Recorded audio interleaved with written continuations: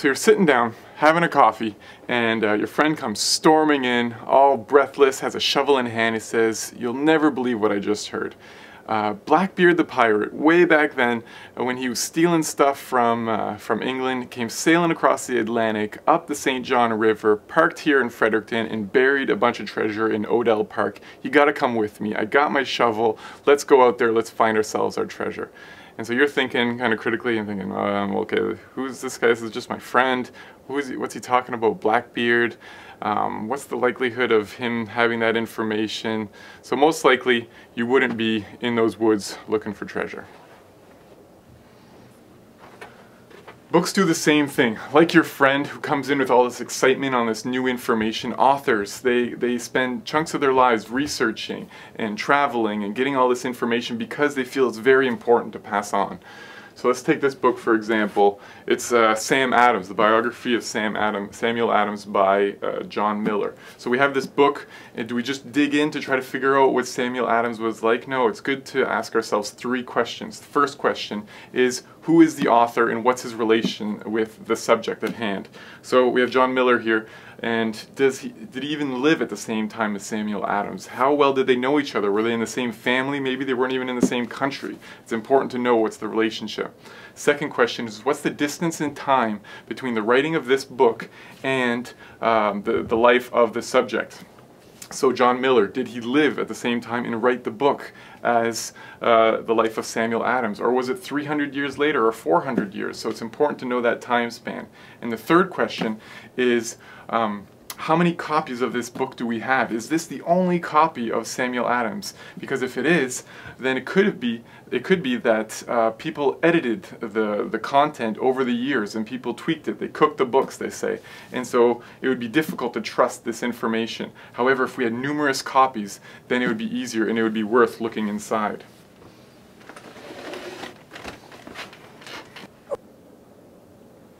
So for this video, we're not really concerned with this book, The Life of Samuel Adams. What we're really interested in is the Bible, and how does it hold up to these same three questions. We'll look at the life of Jesus. A lot of people feel his story's been blown out of proportion and exaggerated. So we'll look at the Gospel of John. First question, who is John? What's his relation to the subject, Jesus? Well, John lived at the same time as Jesus, in the same place as Jesus, and he was a follower of him, an eyewitness of miracles, like Jesus walking on water, Jesus feeding 5,000 with just a few loaves and fish, Jesus dying on the cross, and Jesus coming back from the dead, as he said he would. John saw it happen, and so we have a very reliable source. The second one is, what's the distance in time between the writing of this book and the life of Jesus? We have about 60 years in time between his death and the writing of this book. That's not very much time compared to other historical classics. We have hundreds of years, maybe 300-400 years between the subject matter and the authorship of the original copy.